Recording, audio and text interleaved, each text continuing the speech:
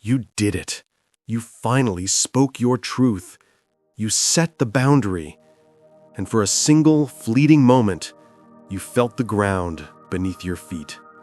But the applause never came.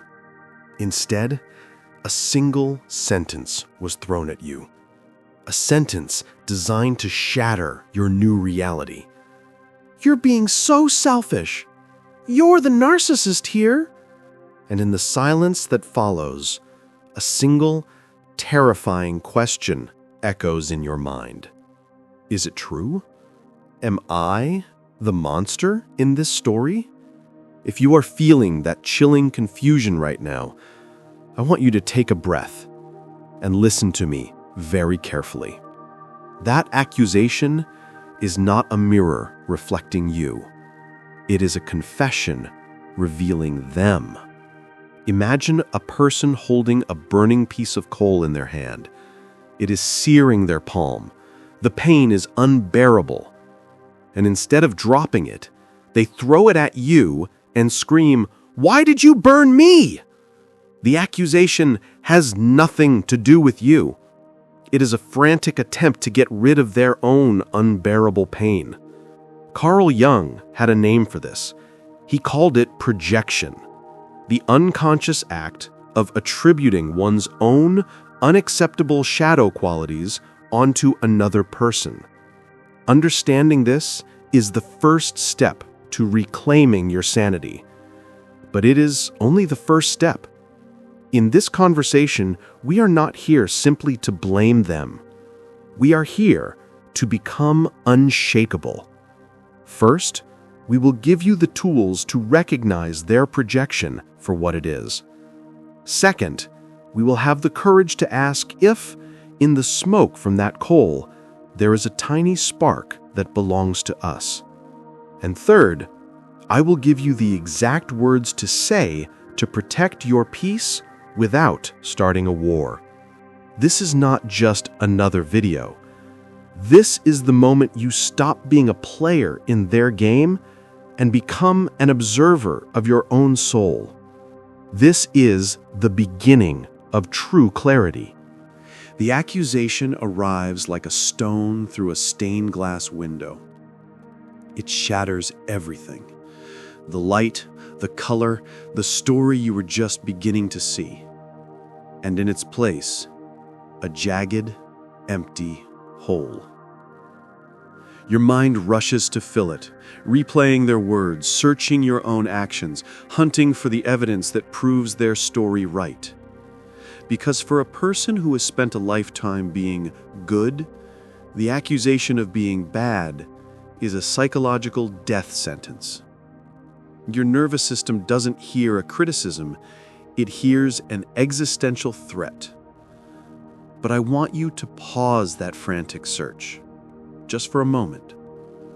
I want you to consider a truth so fundamental it can change the very physics of this interaction. The accusation is not a window into you. It is a mirror reflecting them. Carl Jung understood that the human psyche cannot tolerate the parts of itself it deems unacceptable. The anger, the selfishness, the insecurity, these are exiled into the shadow. But the shadow does not simply disappear. It demands to be seen. And the easiest way for it to be seen is to project it onto someone else. To see your own disowned darkness in the face of another. This is the burning coal we spoke of. The accusation of narcissism is often the most desperate act of projection. It is the manipulator's unconscious confession. When they call you selfish, their shadow is often screaming, "I am terrified of my own unmet needs." When they call you controlling, their shadow is whispering, "I feel completely out of control of my own life." They are not describing you. They are describing the ghost that haunts them. Let's make this real. Imagine Chloe. She's a nurse, 35 years old, and for the first time in her life, she's learning the language of no. Her supervisor, a woman who has always relied on Chloe to pick up the unwanted shifts, asks her to stay late on a Friday. Chloe feels the old fawn response kick in, the urge to smile, to agree, to be helpful. But she also feels something new, a quiet loyalty to herself. She takes a breath and says calmly, "I understand you're in a difficult position, but I can't stay late tonight." The supervisor's face hardens, and then comes the stone through the window. "You know, Chloe, I thought you were a team player. You've become really selfish lately." And there it is. The word. Selfish. For Chloe, this word is a nuclear bomb. She spends the entire weekend in a cold dread, a familiar, sickening spiral of self-doubt. Was I wrong? Was I cruel? Am I a bad person? Am I a narcissist? Her mind is a courtroom, and she is both the prosecutor and the accused. But let's step outside that courtroom. Let's look at this through a Jungian lens. The supervisor is a woman who has likely built her own identity on self-sacrifice. Her own deep need for rest, for boundaries, for a life outside of work has been brutally exiled into her shadow. When Chloe sets a healthy boundary, she doesn't just say no to a shift. She holds up a mirror to the supervisor's own self-abandonment. Her freedom is a threat. It illuminates the bars of her own cage. And because facing that truth is too painful, the supervisor's psyche does something brilliant. It projects. It takes its own disowned shadow, the part of her that desperately wants to say no, the part she has labeled selfish, and it throws that burning coal at Chloe. You are selfish. It is not an observation. It is an exorcism, an attempt to cast out her own demon by naming it in someone else. Chloe is not reacting to a person. She is reacting to a projection. She is standing in the shadow of another person's unlived life. This is the first liberating truth. You are often not arguing with a person, you are arguing with their shadow. So how do you know? In the heat of that confusing, painful moment, how do you discern what is theirs and what is yours? You need a compass, a way to find true north in the fog of gaslighting. So I offer you a compass. 3 sacred questions to ask in the quiet after the storm. The first question: what was the timing? Did the accusation appear immediately after you set a boundary, spoke a difficult truth, or chose yourself in some small way? Projections are often a direct, reflexive counterattack to a shift in power. If the timing is that precise, it is a massive red flag.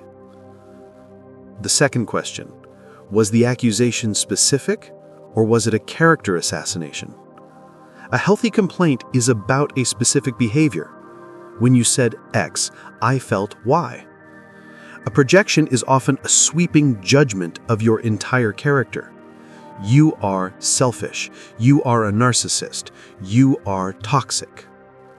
Manipulators use vague, powerful labels because their goal is not to resolve a conflict, but to define and diminish you. And the third question: is their goal connection, or is it control? Is their accusation an invitation to a deeper conversation, to understand each other better? Or is it a demand that you retreat, apologize, and return to the old dynamic? If their goal is to make you undo your boundary, the accusation is not a feeling to be heard. It is a tactic to be seen. These 3 questions, timing, specificity, and goal, are your first line of defense. They are the tools you use to analyze the smoke from the burning coal. They help you see with clarity that the fire you feel did not start with you. This is a profound relief, and it is also only half of the journey, because to become truly unshakable, we must have the courage to ask one more question. What if, in all that smoke, there is a single glowing ember that does belong to us? But to become truly free, we must be willing to walk back into the smoke. We must have the courage to ask the hardest question. What if it wasn't a projection? Or what if it was a projection that happened to land on a small hidden piece of our own truth? This is the advanced work of the soul. It requires a radical honesty that moves beyond the simple story of good versus evil, empath versus narcissist. Here is a truth that is rarely spoken in the world of self-help. When a person who has been passive their entire life first finds their power, they are often not very graceful with it. Imagine a pendulum held far to one side for decades, the side of yes, the side of agreeableness, the side of don't rock the boat. Shadow work doesn't just release the pendulum, it cuts the cord. And the pendulum does not gently swing to the center. It flies with all its stored energy to the opposite extreme.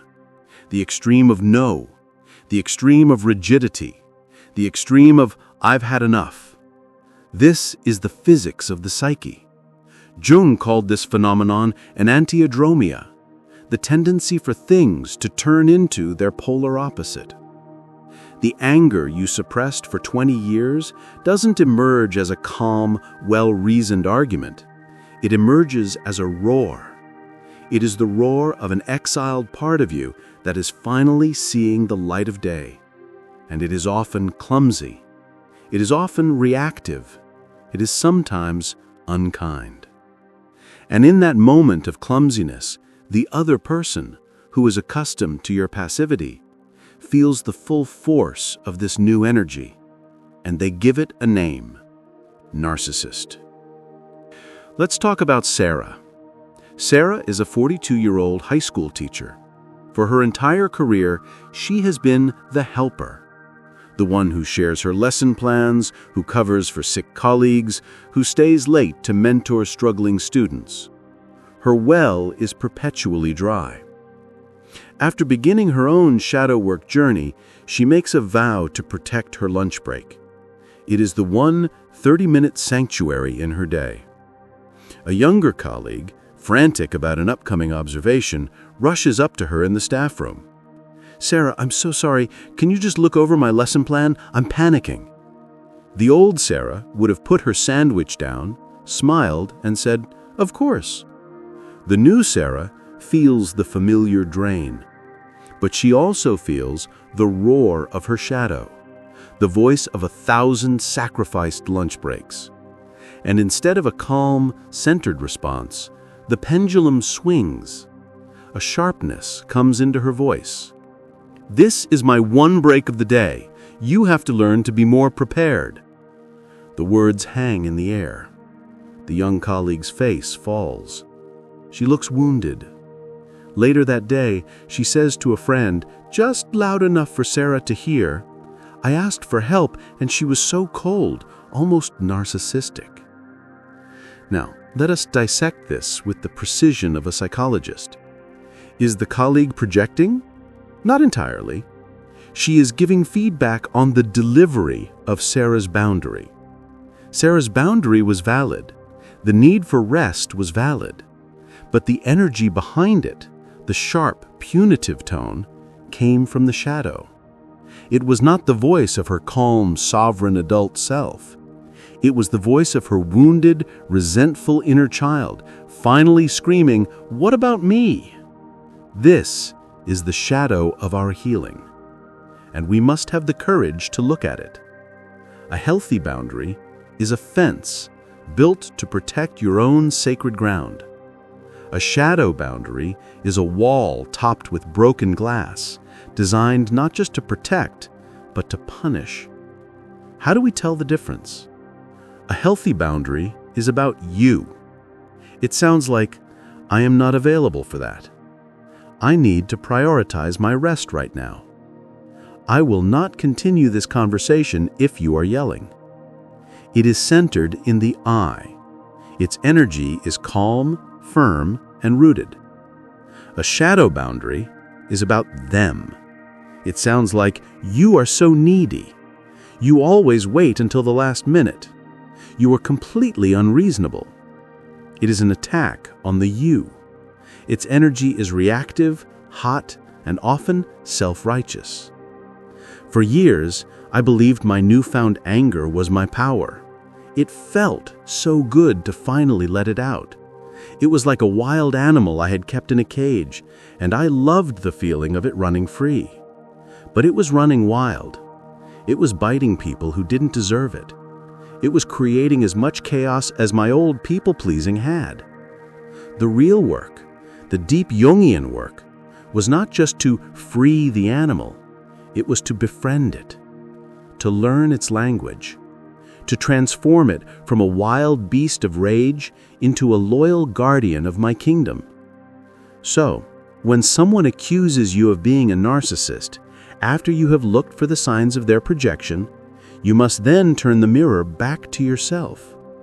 You must be willing to ask, in that interaction, was I the calm, sovereign adult building a fence? Or was I the wounded child throwing stones from behind a wall? Did I state my need, or did I attack their character? Was my goal to protect myself, or was it even a little bit to punish them for all the times I didn't protect myself before? This is not a space for shame. This is a space for profound self-awareness. To see your own shadow in action is not a failure. It is a graduation. It means you have moved beyond the simple story of being a victim. You are now taking responsibility for the entirety of your own psyche, the light and the dark, the compassion and the rage. And you are learning, clumsily, beautifully, to hold them both. This is the path to wholeness. But standing in this fire of self-reflection, how do we stay grounded? How do we find the clarity to answer these difficult questions? And then what do we do with the answers? How do you respond when it is a projection? And how do you respond when you see a kernel of your own truth? You need the tools to do both. And that is what we will forge next. So here we stand, in the center of the paradox, holding two possibilities in our hands. The possibility of their projection and the possibility of our own shadow. How do we live here? How do we respond not from a place of fear or reaction, but from a place of sovereign clarity? This is where we move from understanding to action. This is where you are given the tools. Let's begin with their projection. When your inner compass, your timing, specificity, and goal questions tells you that this accusation is a tactic of control, you do not need to engage in the battle. To argue with a projection is to argue with a ghost. You will never win. Instead, you practice what I call verbal Aikido. Aikido is a martial art where you do not meet force with force. You meet force with gentle redirection. You use your opponent's energy to restore balance, not to create more conflict. The script for this is simple, but its power is immense. When they say you're being a narcissist, you do not defend, you do not explain. You take a breath. You anchor yourself in your truth. And you say, I hear that you see it that way. That is not my experience of myself, and my boundary still stands. Let us break down the genius of this response. I hear that you see it that way. With these words, you validate their perception without validating their accusation. You are not saying you are right. You are simply acknowledging, I understand the story you are telling yourself. This immediately de-escalates the conflict. It removes the wall for them to push against. That is not my experience of myself. This is a calm, powerful statement of your own reality. You are not arguing with their reality. You are simply stating yours. It is an act of profound self-loyalty. And my boundary still stands. This is the anchor. This is the part that refuses to be manipulated. You gently but firmly bring the conversation back to the original point, the boundary. You are showing them that their tactic, their projection, did not work. The conversation will not be derailed into a debate about your character. This script is your shield. Practice it. Write it down. Let it become a part of you. It will protect your sanity. Now, what about the other possibility? What do we do when we look in the mirror and we see that single, glowing ember of our own shadow? When we recognize that, yes, perhaps our delivery was harsh. Perhaps we did act from a place of resentment. The first temptation is to rush out and apologize, to take it all back, to undo the boundary to soothe the discomfort. This would be a mistake. It would teach your inner child that your shadow is something to be ashamed of, and that your power is dangerous. The second temptation is to fall into a shame spiral, to beat yourself up for being imperfect on your healing journey. This is also a mistake. The truly courageous path, the path of integration, is to turn the accusation into an inquiry, to use their words, however malicious, as a flashlight into your own unconscious. This is the practice of the alchemist, to take the lead of an insult and find the gold of self-awareness within it. I call this practice finding the 1% truth. It is a journaling exercise, and it is the most powerful tool I can give you for this situation. When you are alone, after the storm is past, take out your journal. Create 3 sections. In the first section, you write the accusation exactly as it was spoken. They said, I am selfish and narcissistic. In the second section, you allow your defensive ego to speak. Write down all the reasons why they are wrong. That's not true because I do everything for everyone. I was just trying to rest for once. Let it all out. Don't judge it. And then you take a breath, and you move to the third and most important section. Here, you ask the shadow question. You write, ignoring their intention to hurt me, is there a 1% kernel of truth here for me to look at? And you listen.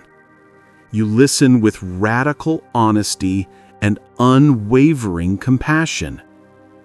Perhaps the answer is, the 1% truth is, I was enjoying their discomfort a little bit. I was punishing them.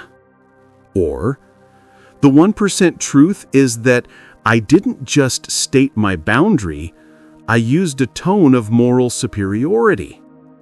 Or, the 1% truth is that I am so unfamiliar with my own anger that it came out like a wrecking ball instead of a scalpel.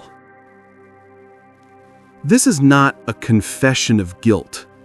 It is an act of profound self-possession. You are no longer a victim of their words. You are a scientist of your own soul. The beauty of this practice is that it takes all the power away from the accuser. Their insult is no longer a weapon against you. It has become fuel for your own evolution. You are using their darkness to illuminate your own path to wholeness. This is the answer to the question, "Am I the monster?" The answer is no. A monster has no capacity for self-reflection. A monster believes it is always the hero. The fact that you are even asking the question, the fact that you have the courage to look in the mirror and see both the beauty and the shadow, that does not make you a narcissist.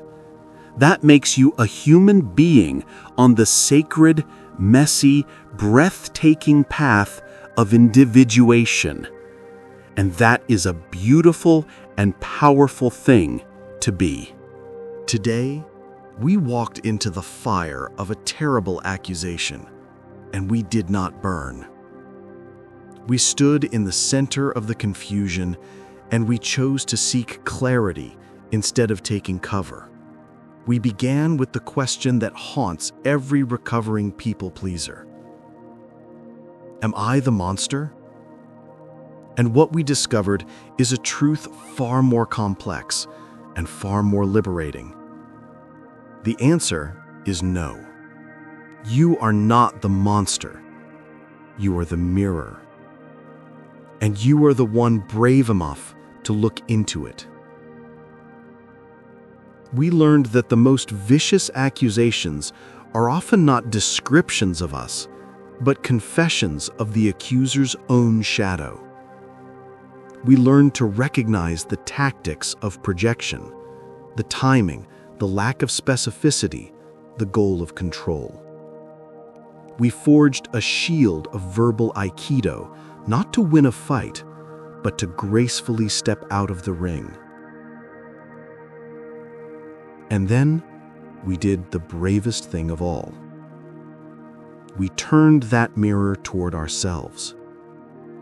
We acknowledged the clumsiness of our own newfound power, the pendulum swing that can make our valid boundaries feel like sharp walls. We learned to tell the difference between a fence that protects and a wall that punishes. You no longer have to live in the terrifying black and white world of good versus evil, empath versus narcissist. You have been given the permission and the tools to live in the complex, messy, and deeply authentic world of the and. They projected onto me, and I may have been reactive. Their accusation was a tactic, and it holds a lesson for me. I can honor their feelings, and I can hold my boundary. This is not a space of confusion. This is the space of wholeness. You are no longer a victim to the courtroom of their opinion.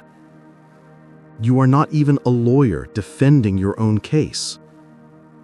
With this work, you become the wise judge, the one who can see all the evidence, their projection, your shadow, and hold it all with compassion.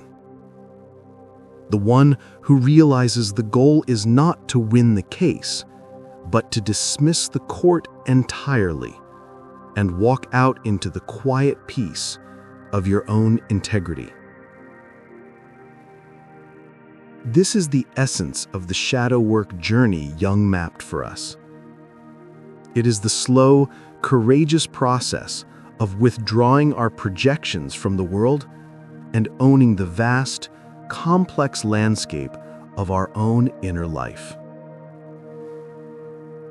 So your invitation for this week is not to go looking for a fight or to prove anyone wrong. It is an internal practice, a private act of courage. The next time you feel that sting of judgment, from another person or even from your own inner critic, I invite you to try the 1% truth practice. Take out your journal. Acknowledge the accusation. Give voice to your defense. And then ask the brave question, ignoring their intention, what is the 1% kernel of truth here for me? This practice will change your life. It transforms you from a person who is afraid of criticism into a person who is fueled by it. Every accusation, every judgment becomes another opportunity to know yourself more deeply, to become more whole. To make this commitment to your own growth, I invite you to declare it, to affirm the courage that brought you here today. Write in the comments below, I am brave enough to look in the mirror. By sharing these words, you are not just typing, you are casting a vote for your own evolution. You are joining a community of souls who are no longer afraid of their own complexity. But this journey into the mirror has one final profound step. We have learned to look for the 1% truth in our own shadow, the clumsiness, the reactive anger. But what about the other 99%? What if to achieve true, unshakable wholeness, we must have the courage to face the part of ourselves that is not just clumsy, but is genuinely capable of control, of selfishness, of the very things we see in them? What if the final projection we must withdraw is the projection of all badness onto the other? What if to truly be free, we must finally meet the narcissist in our own shadow? That is not a journey of shame. It is the ultimate act of reclaiming your power. And it is the courageous conversation we will have together in our next video.